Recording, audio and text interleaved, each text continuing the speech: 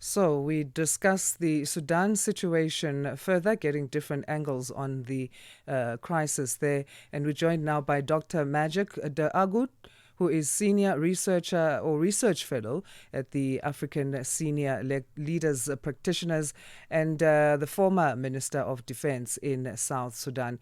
Dr. D Agoot, thank you for joining us. Good morning. Thank you. Good morning.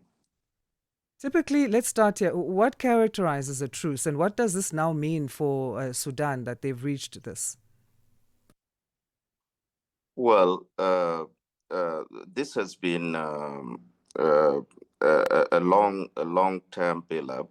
Sudan has been embroiled in internal discords for a very long time, culminating in this unfortunate uh, blowout in 2023, which has now engulfed the whole country in an internecine conflict, claiming many lives and causing a lot of suffering, including human rights abuses that have been committed by both sides. It's a 3-month humanitarian truce. Is this sufficient time to help end conflict in this famine stricken country? Well, given the level of the crisis at the moment, I think this is a gesture of goodwill that can be built upon, depending on how both sides of the conflict respond to it. I understand that the Rapid Support Forces have accepted the 3-month humanitarian ceasefire. The Sudanese Armed Forces based in Port Sudan are still not committed to the idea. But should they embrace it, I think this would be something that the international community can build on. The conflict almost began 3 years ago, and how has it affected neighboring South Sudan? Well, the conflict has had a spillover effect all over the region in the Horn of Africa and down to South Sudan at the fringe of Southern Africa. It has spilled over into the Sahel region, and it has sufficiently destabilized the whole area. It has added to a number of conflicts that have been there. You know that the whole of the Red Sea region, the Horn of Africa, and the Sahel have been unstable for a number of years, and adding Sudanese conflict to it, of course, increases the level of this conflagration. And with that, then, what should the role or what should the response of the Sahel and North Africa regions be in ensuring the success of this truce?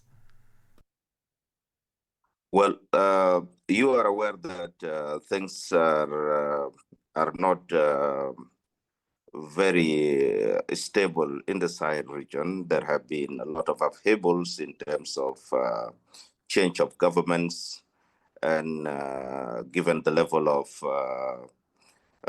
low intensity warfare which is taking place in a number of countries in that region, in Somalia, across the Red Sea, in Yemen, the Houthis, and even the conflicts in Gaza, conflict in Gaza and in southern Lebanon, in a way, have some impact on what is happening in the Red Sea region and the Horn of Africa.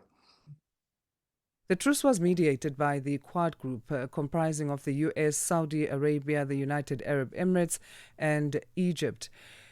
In terms of that, what does it say about Africa's capacity to find solutions to its own problems? And is that how we should be even measuring these efforts, as help is needed from wherever it can come from at this stage? Well, on primary count, it defines the fact that African security has certain interconnectedness with the security of the Middle East in a lot of ways.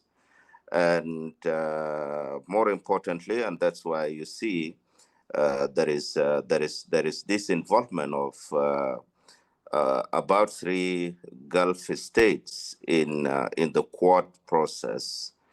I mean, about 2 of the Gulf state plus Egypt, of course, in the Quad process. Unfortunately, the African continent, the African region, is not well represented.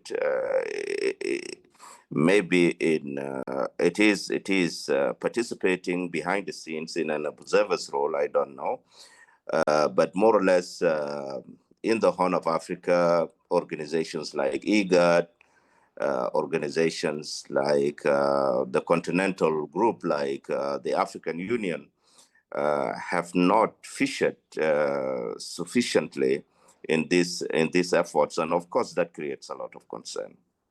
Dr. Agoot, we'll leave it there for now. Thank you so much for adding your voice to this topic. Thank you very much. Bye. Bye.